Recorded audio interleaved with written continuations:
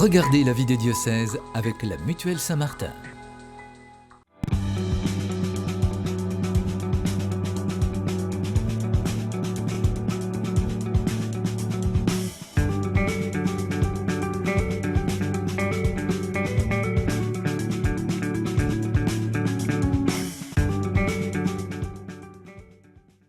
Bonjour à toutes et à tous, bienvenue dans cette nouvelle édition de la vie des diocèses. Alors cette semaine, on vous emmène à la rencontre du diocèse de Perpignan, Perpignan-Aisne. Alors il s'agit d'un territoire entre mer et montagne. On est à la frontière aussi avec l'Espagne. Cette région qui est très touristique est aussi marquée par un certain vieillissement qui est aussi un enjeu pour ce territoire. Ce département compte 476 000 habitants. Et sur un plan territorial, le diocèse de Perpignan est organisé en 23 communautés de paroisses. L'Église catholique est aussi présente à travers les 14 établissements scolaires de l'enseignement catholique et aussi ces 14 communautés religieuses diverses qui y sont implantées. Alors pour faire vivre ce tissu diocésain, paroissial, l'Église est animée par 56 prêtres, dont 39 ont moins de 75 ans. 2 séminaristes sont actuellement en formation pour le diocèse qui compte aussi 26 diacres permanents et 8 laïcs en mission. Et pour nous parler de ce diocèse de Perpignan-Aisne, nous sommes très heureux d'accueillir son évêque, Monseigneur Turini. Monseigneur, bonjour. Bonjour. Merci beaucoup à vous d'avoir accepté Avec grand plaisir. Notre invitation. Alors vous êtes évêque de Perpignan depuis 2014. Actuellement, on peut dire aussi au niveau national que vous êtes membre du Conseil pour les relations interreligieuses et les nouveaux courants religieux. Oui. Alors, quelques éléments biographiques vous concernant. Vous êtes né en 1954. Vous avez été ordonné prêtre en 1982. Et vous avez été nommé et consacré évêque de Cahors en 2004, première expérience épiscopale. 10 ans d'épiscopat à Cahors, effectivement. Avant du coup d'être nommé et installé sur le siège épiscopal de Perpignan en 2014, votre devise épiscopale, aimer, évangéliser, servir. Vous savez tout sur moi. Alors, vous allez nous en dire certainement un peu plus encore dans cette émission. Alors, on peut commencer justement cette émission par une forme de rentrée diocésaine qui a eu lieu le 16 octobre dernier. C'était aussi à la fois l'occasion de lancer à l'échelle diocésaine le synode sur la synodalité. Dans quel état d'esprit finalement cette reprise, cette rentrée à la fois diocésaine avec ce synode sur la synodalité a eu lieu? Comment vous avez ressenti votre diocèse à ce moment-là? Est-ce que les gens ont répondu présent? Tout à fait. En fait, c'était compliqué cette année encore d'envisager, comme on le fait chaque année, le pèlerinage, l'applèque, comme on appelle dans notre jargon catalan, l'applèque à Font-Romeu, puisque chaque année, donc en septembre, autour du 8 septembre, nous organisons la rentrée diocésaine à Font-Romeu, donc autour du sanctuaire de Notre-Dame de Font-Romeu. Bon, ça n'a pas été possible, donc c'est un peu une déception pour beaucoup de fidèles, de ne pas pouvoir vivre ce temps fort qui est annuel et qui est régulier. Et donc du coup, j'allais dire que la phase diocésaine du synode sur la synodalité arrivait à point. Voilà. Alors, j'étais un peu inquiet parce que, on est encore dans une période où les personnes n'osent pas trop sortir, pas trop se réunir, etc. Donc je comptais à peu près sur une centaine de personnes. Nous l'avons fait donc au centre diocésain Saint-Jean-Paul II à Perpignan. Et puis finalement, c'est 300 personnes qui sont arrivées avec les prêtres, les diacres, les communautés religieuses, les laïcs. Donc déjà, c'est une assemblée quasiment synodale. Voilà. Et donc à cette occasion, j'ai présenté donc le sens de la démarche synodale telle que le pape François donc, nous la propose, cette phase diocésaine, voilà, avec le document préparatoire pour inviter les fidèles qui étaient là, l'assemblée qui était là, à entrer dans cette perspective, en expliquant bien qu'il ne s'agit pas de produire des documents, il s'agit d'un changement de mentalité. Voilà. On sait que c'est très difficile de changer de mentalité dans la mesure où on s'est habitué à une manière de vivre en Église, etc., et où parfois tout changement fait peur. Voilà, on a toujours fait comme ça, pourquoi aujourd'hui il faudrait qu'on change? Or, je crois qu'aujourd'hui, ce qui est important, c'est que dans la démarche synodale, c'est qu'elle permet, j'allais dire, d'offrir d'autres possibilités à des laïcs pour participer activement à la vie du diocèse. Et surtout pour prendre leur part aussi dans, j'allais dire, les pratiques de décision. Voilà. Habituellement, bon, dans les diocèses, souvent, bon, c'est l'évêque avec ses conseils, etc. Donc, il consulte et puis ensuite donc, décide. Or là, je pense que la problématique telle que le pape François la propose, c'est que non seulement bon, les laïcs conseillent, j'allais dire, leur curé ou leur évêque, mais qu'en même temps aussi, ils participent au processus de décision, quoi, ce qui est un peu nouveau. C'est-à-dire que souvent, les laïcs demandent à l'évêque ou à leur curé qu'est-ce qu'il faut qu'on fasse. Voilà, quelle décision il faut qu'on prenne, quelle proposition vous nous faites, voilà, quelles orientations vous nous donnez. Or là, je pense qu'on rentre dans une nouvelle phase où effectivement l'évêque, humblement, d'ailleurs je pense que c'est un travail aussi d'humilité pour l'évêque, eh bien, demande au peuple de Dieu, donc à l'ensemble donc, du peuple de Dieu, que pouvons-nous faire ensemble ? Et là, je pense qu'il y a un véritable travail de l'Esprit Saint, parce que l'Esprit Saint ne parle pas uniquement donc, à l'évêque ou au clerc. Voilà. L'Esprit Saint, il parle au peuple de Dieu dans son entier. Voilà. Il parle sensus fidei du peuple de Dieu. Et ça, je pense que c'est important. Et donc, du coup, c'est un peu dans ce sens-là que j'ai engagé cette phase diocésaine du synode sur la synodalité pour faire prendre conscience aux laïcs qui étaient présents, ainsi qu'aux prêtres, aux diacres et aux communautés religieuses et religieuses, qu'effectivement, donc, pour que l'Église remplisse sa mission et qu'elle avance dans le sens que l'Esprit Saint lui impulse, eh bien, il est nécessaire que tout le monde participe. Est-ce que c'est aussi l'occasion pour les fidèles de s'exprimer notamment sur voilà, le sujet des abus sexuels qui a fait l'objet du rapport de la SIAZ, qui a été publié quelques jours avant ce lancement de ce synode et qui fait aussi l'objet d'un travail en assemblée plénière des évêques à Lourdes début novembre. Est-ce que c'est aussi ce synode sur la synodalité l'occasion finalement pour vous en diocèse de travailler sur cette question ? Je pense que la synodalité fait en sorte qu'il n'y a pas de questions taboues. Il n'y a pas de questions réservées uniquement à quelques-uns. Voilà. Et de fait, effectivement, au cours de cette assemblée, qui était quasiment une assemblée synodale, d'ailleurs je leur ai dit, on est en train de vivre là une expérience synodale très forte. Bien sûr, la question est abordée sous l'angle d'abord de la sidération, parce que bon, les fidèles sont un peu sidérés par les chiffres donnés par la commission donc Sauvé, qui sont des chiffres énormes. Personne ne s'attendait à de tels chiffres, même si M. Sauvé nous a dit que c'était une estimation statistique, mais quand même, les chiffres sont là. Voilà, bon.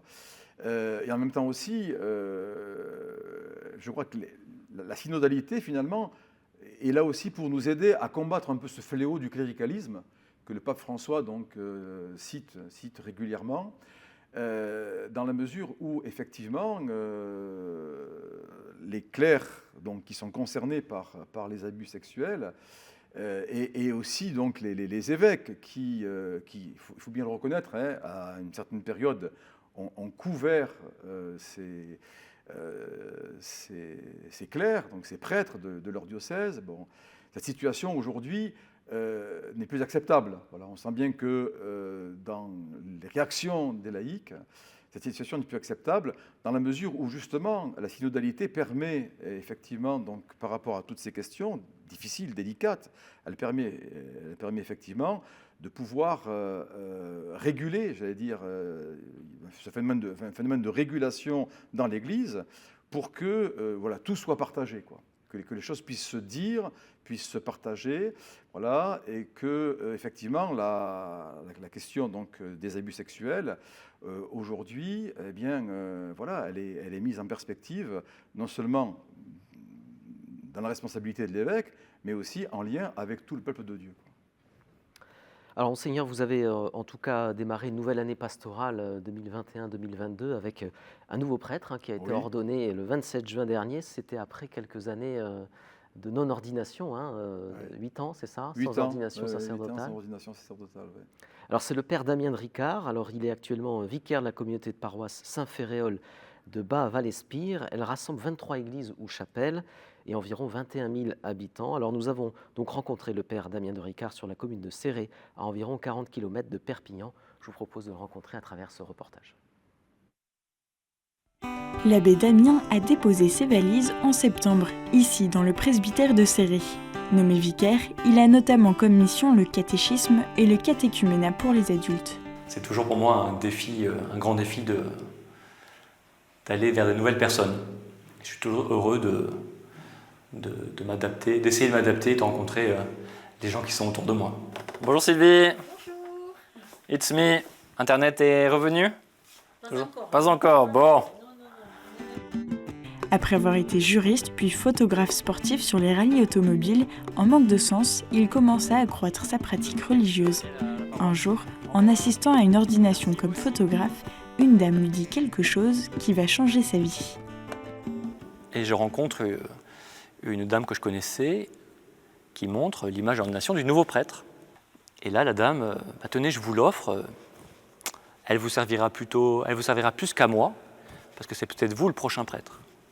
Et c'est vrai que ça a été un jour important pour moi, parce que j'ai compris que c'était à ce moment-là qu'il fallait que je mette ma vie entre parenthèses pour faire autre chose, en fait. Et voilà, j'ai décidé de rentrer au séminaire.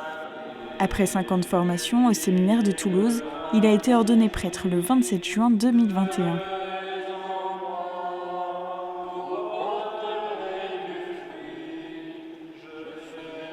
Depuis son ordination, l'abbé Damien découvre la joie de son ministère.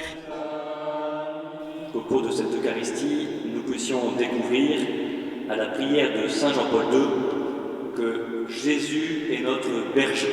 Je suis joyeux en fait au fond du cœur d'être prêtre, joyeux de donner les sacrements. Vous voyez, c'est peut-être une des choses les plus importantes pour moi. De baptiser, pour moi, c'est juste merveilleux de baptiser un enfant ou un adulte, de pouvoir confesser aussi. Confesser les personnes, c'est un sacrement fabuleux.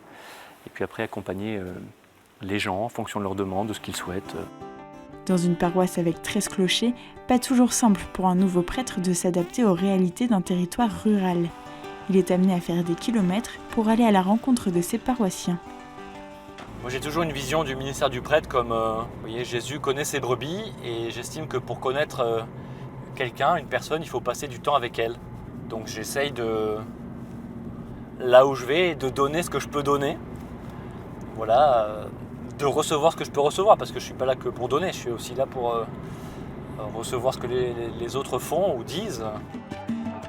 Dans un diocèse en manque de prêtres, la mission de l'abbé Damien est de continuer de refléter l'amour de Dieu auprès des fidèles.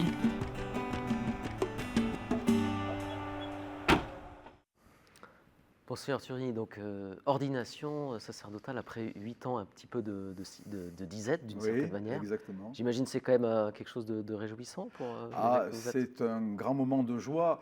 Bon, joie affective, bien sûr, pour l'évêque et aussi pour le peuple de Dieu, mais aussi joie spirituelle, voilà, d'accueillir un frère, enfin un jeune frère prêtre dans le diocèse, et puis de l'envoyer en mission pour annoncer le Christ, pour manifester la proximité de Jésus vis-à-vis de tous, quoi. Bon, et vous l'avez entendu dans le reportage, Damien est quelqu'un qui a la culture, pour employer une expression du pape François, la culture de la rencontre. C'est quelqu'un qui vit spontanément et naturellement ce contact avec tous, quoi, et qui rayonne effectivement sa foi. Donc, c'est vraiment une grande joie. Bon, puis bon, les prêtres sont aussi les collaborateurs immédiats de l'évêque. L'important aussi pour un évêque aujourd'hui, c'est justement, on parlait du nombre de prêtres qui diminue. Bon, nous avons la grâce dans le diocèse de Perpignan-Aisne d'avoir une moyenne d'âge des prêtres encore assez basse. Voilà, ce qui est une grâce. Bon. Mais l'important aussi, c'est qu'il y ait ce lien affectif et effectif entre l'évêque et ses prêtres. Cette proximité de l'évêque avec ses prêtres est quand même très très importante. Il faut que les prêtres sentent que l'évêque est toujours disponible. Voilà. Comment on accompagne un prêtre nouvellement ordonné Comment on accompagne? Comment l'évêque que vous êtes essaye d'accompagner ce jeune prêtre dans ses premiers pas de prêtre? D'abord, Damien, comme tous les prêtres de mon diocèse, ont mon numéro de portable. Voilà, j'en bafouille. Mon numéro de portable, c'est la première chose que j'ai faite en arrivant à Perpignan. J'ai donné à tous les prêtres mon numéro de portable en disant « vous m'appelez quand vous voulez ». Et c'est important parce qu'ils le font, quand ils ont besoin aussi. L'important, c'est pas de faire du cocooning avec les prêtres. C'est quand même des grands garçons. Bon, voilà, ils ont été formés, ils savent ce qu'ils ont à faire. Il n'y a pas besoin d'avoir l'évêque constamment sur le dos. Mais ils savent que à tout moment, ils peuvent me joindre. Et que régulièrement, on organise. Alors, par exemple, avec Damien, de temps en temps, on fait un petit point tous les deux. Il vient, on déjeune ou on dîne ensemble. Voilà, on fait un point régulier. Et puis je pense aussi qu'un jeune prêtre, il ne dépend pas uniquement que de son évêque. Il a aussi une charge donc, en paroisse. Donc il a aussi un curé qu'il voit tous les jours quasiment. Et puis aussi, il y a le peuple de Dieu. On parlait de synodalité. Le peuple de Dieu aujourd'hui, c'est important aussi qu'il puisse dire à un prêtre ce qu'il a envie de lui dire. Voilà, sur ce qu'il y a de bien, mais aussi sur des points peut-être plus délicats, sur lesquels, voilà, parce que, on est ordonné prêtre, mais on le devient au fur et à mesure qu'on avance dans le ministère. Hein, et souvent, moi je le vois pour le ministère épiscopal, et même sacerdotal que j'ai vécu avant, souvent ce sont les fidèles qui nous font prêtres, qui nous font évêques. Voilà. Encore une fois, l'Esprit Saint parle par eux. Voilà. Oui.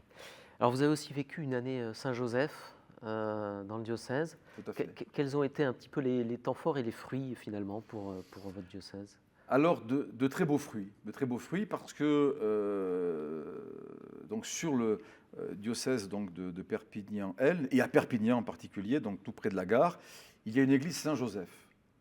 Et en fait, j'ai profité de l'année Saint-Joseph, et je remercie le Saint-Père, puisqu'on cherchait un nouveau projet sur cette église, qui était un peu, on ne dirait pas en déshérence, mais avec une communauté de fidèles très fervente, mais assez petite.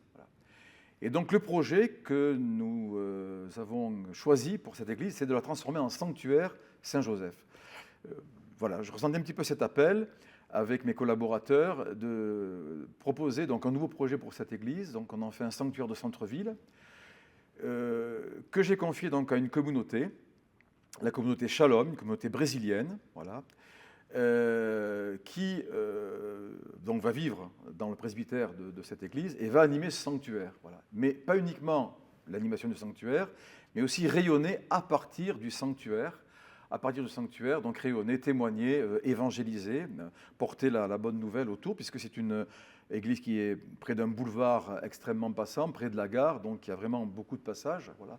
Donc essayer de faire en sorte que cette église puisse revivre à travers ce projet de sanctuaire, de dévotion à Saint-Joseph. Et c'est pour l'instant donc le curé de la cathédrale qui sera le recteur de ce sanctuaire, qui officiellement donc sera inauguré justement le jour de la fête de Saint-Joseph, en 2022. Scoop déjà. Scoop déjà, je l'annonce. Alors, il y a de grandes figures spirituelles sur le diocèse de Perpignan, alors notamment celle d'Anne-Marie Antigo, religieuse catalane du XVIIe siècle, alors pour laquelle l'Assemblée plénière des évêques de France s'est dit l'an dernier, enfin en 2020, favorable à l'ouverture de cette cause en vue d'une éventuelle béatification. Alors, on va en parler de cette figure-là. Où on en est de cette procédure de béatification? Est-ce que déjà on peut... Il faut savoir que la procédure de béatification a déjà été engagée en 1921 par un de mes illustres prédécesseurs, Monseigneur de Carsalat-Dupont. Bon, elle a subi un petit peu les aléas de la guerre, et puis la communauté des Sœurs Clarisses a beaucoup bougé, a déménagé, etc. Donc elle était un peu retardée. Mes prédécesseurs l'ont réactivée, et personnellement, quand je suis arrivé, ça me paraissait très important de remettre en valeur cette belle figure de Mère Antigo, qui est vraiment un beau témoin de la foi, dans une période complexe, à la fois témoin de la foi, et en même temps un beau témoin de la sainteté. Parce que en fait, c'est une femme, une religieuse qui a vraiment touché les cœurs par son rayonnement spirituel et par son rayonnement humain et fraternel, j'allais dire. Donc c'est une femme qui a vécu la charité auprès de tous, voilà, et que déjà on appelait la sainte de Perpignan. Donc déjà, elle avait ce rayonnement, et je trouve que c'est très très beau. Voilà, si bien sûr le processus donc, de béatification arrive au bout, hein, nous sommes dans la procédure de béatification avec un postulateur. Si elle arrive au bout, je pense que c'est une très belle figure de sainteté que nous donnerons non seulement au diocèse de Perpignan, mais aussi à l'Église universelle. Alors Anne-Marie Antigo est-elle vénérée aujourd'hui? Quelle place a-t-elle dans le cœur des Perpignanais? Je vous propose d'écouter aussi le père Francis Weffelert, c'est le postulateur de la cause. Tout à fait. On écoute. Mère Antigo donc, représente une religieuse qui a vécu sa vie de religieuse dans son couvent avec foi, ardeur de la vie religieuse et qui a laissé une réputation dans sa communauté, cette réputation qui a débordé dans la ville de Perpignan et dans beaucoup d'endroits du monde entier. Elle est vénérée parce que, en plus, son corps est conservé, pratiquement intact. Il a été redécouvert par les religieuses 80 ans après sa mort et il a été, disons, transféré dans le nouveau couvent actuel et donc on peut venir donc auprès de la sœur Antigo déposer des demandes d'intercession. Alors, Monseigneur Turini, le corps de Mère Antigo doit certainement être déplacé, c'est ça Oui, tout à fait, puisque donc, malheureusement, le couvent des Sœurs Clarisses ferme. Et donc, du coup, on va déplacer la Mère Antigo dans une église très populaire aussi du centre historique de Perpignan, donc l'église Notre-Dame de la Réale, où déjà d'ailleurs elle avait effectué un séjour. Elle a beaucoup voyagé, elle a beaucoup bougé, la Mère Antigo. Voilà. Et donc, pour l'instant, on va la déposer dans l'église de la Réale, qui est une église communale, donc avec les autorisations donc nécessaires pour faire ce transfert. Voilà, en attendant qu'elle soit béatifiée. Et puis, lorsqu'elle sera béatifiée, mon projet, mon idée, serais-je encore là pour pouvoir l'exécuter, ce serait qu'elle puisse trouver sa place dans la cathédrale, pour qu'effectivement un culte public lui soit rendu. Voilà. Ce qui est déjà un petit peu le cas aujourd'hui, mais qui est un culte plus intimiste, puisqu'elle est dans la chapelle donc, des Sœurs Clarisses. Et il y a des personnes qui viennent, effectivement, comme disait le père Waflart, qui viennent se recueillir et qui viennent confier des intentions. Vous voyez, tout à l'heure je disais qu'elle est très populaire, elle est très proche des gens, enfin les gens la considèrent comme l'une des leurs, quoi. Il y a comme un lien familial avec la Mère Antigo. On vient voilà, lui confier un enfant malade, lui confier une personne âgée, voilà, lui confier des soucis de santé, des soucis de travail, des soucis personnels, etc. Donc elle est très consultée, la Mère Antigo, elle est très consultée. Voilà. Elle est Donc, proche des Catalans, de la culture catalane. Alors, elle est proche des Catalans, elle était catalane elle-même, hein, elle parlait catalan elle-même, mais je fais la distinction entre catalane et catalaniste, parce que certains ont voulu en faire une scène catalaniste. Non, à l'époque, il n'y avait rien de politique. Bon, hein. Donc même si effectivement le Roussillon a été annexé à l'époque où elle a vécu et qu'elle a été exilée, mais elle est revenue donc en pays catalan, donc c'est une catalane, voilà. Et du coup, c'est vrai qu'elle parle aussi au cœur des Catalans. Mais on s'est rendu compte par la commission historique qu'en fait, elle a un rayonnement, j'allais dire, qui sort, qui dépasse les frontières donc, du pays catalan. Voilà. Et elle est vénérée, on a eu des témoignages de personnes qui vivent dans d'autres pays, sur d'autres continents, et qui ont une vénération pour la Mère Antigo. Voilà. Alors, Monseigneur Turini, on arrive à la dernière séquence de cette émission, au cours de laquelle des fidèles de votre diocèse vous posent directement leurs questions. Ça s'appelle les questions de terrain.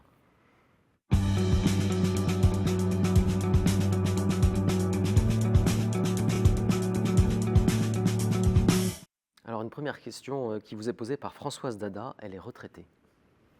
Bonsoir.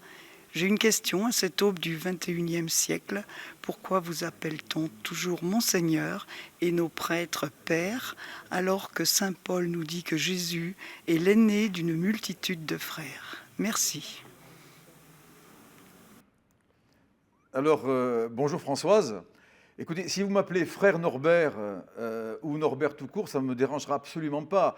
Le titre de Monseigneur est resté ancré donc, dans la tradition. Bon, les gens sont habitués à appeler l'évêque Monseigneur, mais j'ai connu d'autres appellations. Quand j'étais évêque de Cahors, on m'appelait père évêque. Voilà. Si on veut m'appeler frère évêque, ça ne me dérangera absolument pas. Je pense que l'important n'est pas dans le titre. L'important est dans la manière dont on est évêque aujourd'hui. Dont on se situe par rapport au peuple de Dieu. Voilà, je crois que l'important, c'est de manifester aussi, comme le font les prêtres, cette proximité du Christ pour tous, voilà, cette présence du Christ auprès de tous, cet attachement aussi, parce que, comme je dis souvent, bon, là, pour un évêque, sa famille, c'est son diocèse. Donc il y a un rapport quasi familial entre l'évêque et sa famille diocésaine. Voilà. Et alors qu'on m'appelle Monseigneur, qu'on m'appelle Père évêque, qu'on m'appelle Norbert, ça ne me dérange pas. Norbert, c'est mon nom de baptême, donc c'est le plus beau nom voilà, que l'on m'a donné. Voilà, ça ne me dérange pas. L'important, je crois, c'est pas tant dans les titres que dans la manière dont on exerce son ministère d'évêque. Une deuxième question qui vous est posée par Henri Puig. Il est retraité. Bonjour Monseigneur. Est-ce que vous pouvez nous indiquer de quelle manière témoigner de notre foi dans nos communautés paroissiales qui sont à la fois des villages des Aspres, mais aussi la ville de Thuir? Merci Monseigneur pour votre réponse et vos conseils. Merci François pour la question. J'ai envie de dire que un chrétien, voilà, tout à l'heure on l'a vu à travers le témoignage de Damien, un chrétien disciple du Christ, c'est quelqu'un qui a le souci des autres et qui a le souci d'aller à la rencontre des autres. Voilà. Donc c'est une première chose. Je crois qu'un chrétien ne peut pas rester enfermé chez lui, etc. C'est contre nature. Voilà. Celui qui est baptisé, confirmé, marié ou célibataire, peu importe, voilà, c'est quelqu'un qui est disciple du Christ, et comme les disciples du Christ, il est un marcheur. Voilà, il est un marcheur. Il va à la rencontre c'est sa manière de suivre le Christ, d'aller à la rencontre des autres, premièrement. Deuxièmement, je pense qu'il y a un point très important, c'est qu'un chrétien doit s'imprégner aussi, non seulement de la vie sacramentelle, mais aussi de la parole de Dieu, quoi. Et qu'il doit la refléter. Souvent, j'aime bien reprendre une expression du bienheureux Charles de Foucault qui dit qu'un chrétien doit être un évangile vivant. Voilà. Donc, la question qu'on peut se poser, c'est est-ce que ma vie est une page d'évangile? Est-ce que ma vie, elle rayonne l'évangile du Christ? Est-ce qu'elle parle aux autres de l'évangile du Christ, sans forcément faire de grands discours? Voilà. Et puis, un troisième aspect, c'est la joie. Voilà. Je pense qu'aujourd'hui, dans un monde triste, un peu monotone, un peu difficile, je crois que le chrétien, aujourd'hui, il est animé d'une joie intérieure, qui est la joie de l'Esprit Saint. Hein, et cette joie de l'Esprit Saint, quelque part aussi, elle doit transparaître. Voilà. Elle doit se manifester, elle doit s'exprimer. Et bon, on terminera sur la joie, Monseigneur Turny, pour cette émission. Merci beaucoup d'avoir répondu à nos questions et à celles des fidèles de votre diocèse. Merci à vous. Merci à vous d'avoir. Merci beaucoup d'avoir suivi cette émission. Si vous souhaitez en savoir plus sur le diocèse, vous pouvez aller sur le site internet dont l'adresse est perpignan.catholique.fr. Et si vous voulez évidemment revoir cette émission et bien d'autres, vous pouvez aller sur notre site internet kto-tv.com. Merci pour votre fidélité. À bientôt.